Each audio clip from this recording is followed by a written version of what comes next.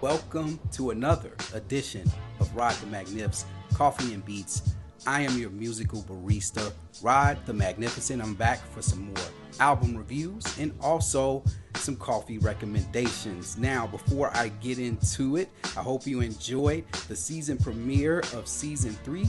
If you haven't got a chance to see that, hey, click that link above and you can check out the season premiere of season 3 of Coffee and Beats. But here we are, episode 2, and I'm ready to drop some good album reviews for you. That's a bar. Before I get right into it, you're wondering, what am I drinking? Oh, of course I'm drinking some coffee. Yes, and I have a coffee with myself on the mug. See, we turning it up a notch here on Coffee and Beats. And the creamer that I have used for my coffee is none other than this.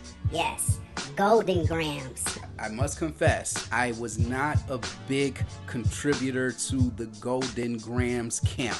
But with that being said, I love their creamer. I usually mix it in if I got like a maple flavor K-cup or maybe a pumpkin spice K-cup or a hazelnut K-cup. I think this goes well with that. It's got that maple feel that you get with your coffee, and I think it's amazing, and I'm so glad I bought this creamer. Very good creamer. With that being said, if you're new to the channel, please do yourself a favor, subscribe, like, share With your loved ones, because I'm sure they will all love to hear this. Also, check out the podcast for more mixtapes and also some audio reviews that I will drop here and there. So feel free to do that. All of that is in the description box below. Let's get into these album reviews. Starting with our first album, Moonchild, Starfruit. This is Starfruit's 5th studio album from the LA trio, which consists of singer-songwriter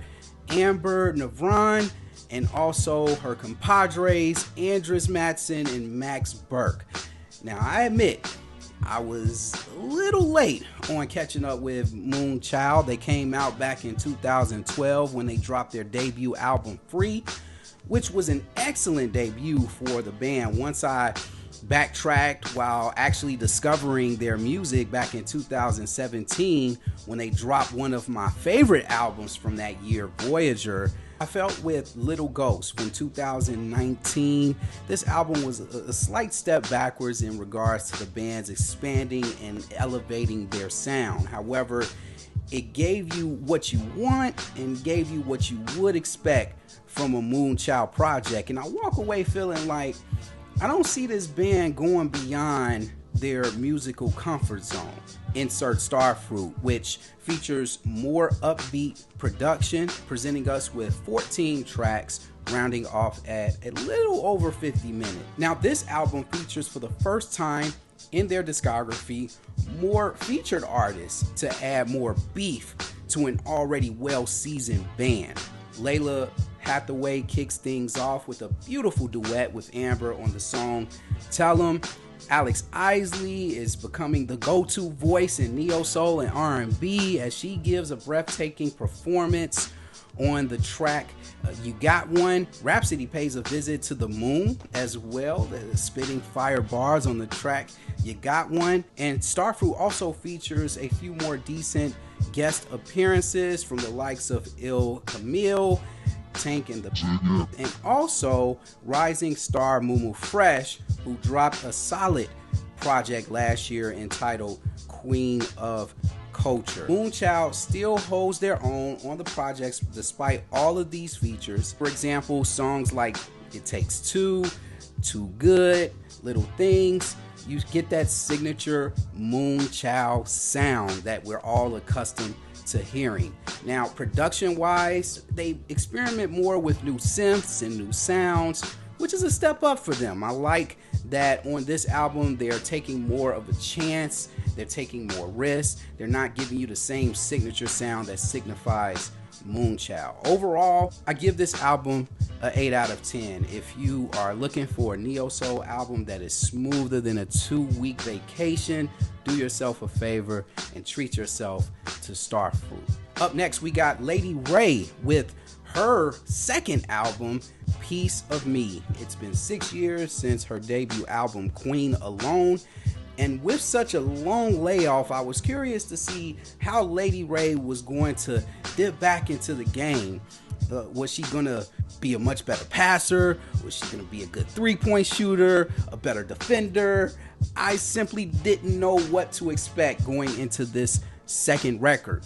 Let me just say, I'm already about to award Lady Wray with the Most Improved Player of the Year award, and I'm not talking about basketball.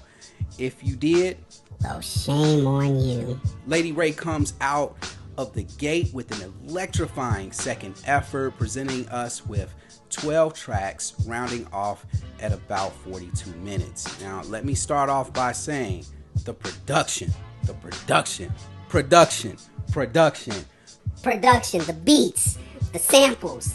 Ugh, I can't take it. It's so many of them. Why is this the case? As I straighten out my hat, well, this entire album is produced by one of my favorite producers, and I reviewed a lot of his music so far here on the channel, L. Michaels Affair, which complements Lady Wray's raspy and yet sometimes high-pitched vocals. This album definitely gives me Leela James vibes all the way through. Think if Wu-Tang had a female singer in the 90s and was to drop a debut album. This is how that album would sound. From the opening track, I Do, all the way down to Beauty and Fire, it continues to display and distribute the fire with one fire track after another. If I had to nitpick, by the midway point, it loses a little steam, but just a little with tracks like Games People Play and Melody. However, she sticks the landing very well with the song Joy and Pain, which is one of my favorite tracks off the album. And for the closer, we have Storm with that haunting piano riff that blends so well with Ray's voice. Overall, I have nothing but good things to say about this album. This is an outstanding sophomore effort from Lady Wray, and I highly recommend this album to any of those who are listening to this show. I give this one a 9.25 out of 10. Do not sleep on Lady Wray.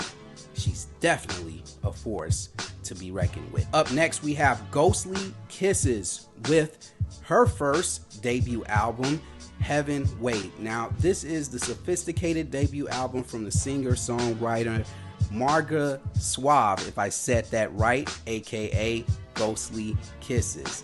And she's from Canada, specializing in dream pop, indie wave, and quiet pop. Yes. Quiet pop. I made that up. This album features 10 songs, clocking in at around 36 minutes. Now, I want to start off by saying this is a headphones album. The sounds on here can be comparable to listening to ocean waves and experiencing the deep bass and treble that these powerful waves present. Then, to top it off with her very elegant and soothing vocals, which can be comparable to that of a Billie Eilish, when Billie Eilish goes into that whispery singing tone in some of her songs, kind of puts you in that mind. And also mix that in with a little bit of Dido for those old heads that are listening to this particular episode. Sonically, this album sinks you in to its deep lyrical abyss of sorrow, heartbreak, redemption, and forgiveness. And this is a very deep and powerful music experience which will ease your mind. And after it's all over, I'll be waiting for that fist bump from you, because when you experience this beautiful, heart-wrenching album, this debut LP from Ghostly Kisses, Heaven Wait, you're gonna thank me. And it's just such a warm and touching album. The two songs that really highlight this album's beauty and texture is the track Don't Know Why.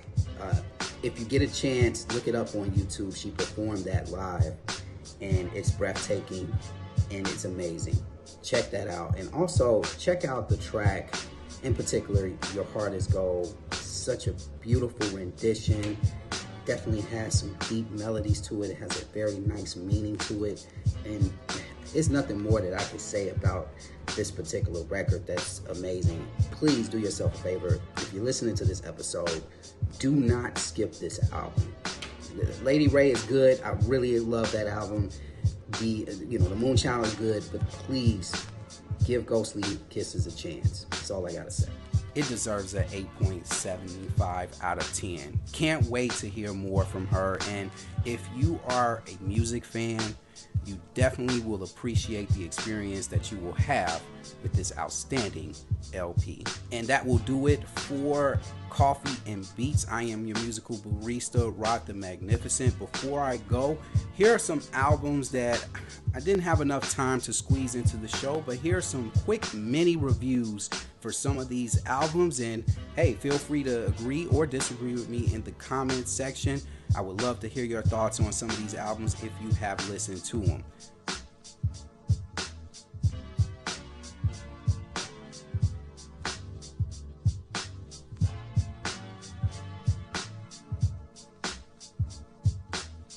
Those were the albums I just did not get a chance to review, but you got my grade on them, so you might like them more than me, but if you don't, well, I helped you out, all right? I helped you out. Again, I want to thank all of you for joining me for another episode of Coffee and Beats. I am your musical barista, Rod the Magnificent, and when it comes to coffee and when it comes to music, stay grounded for life.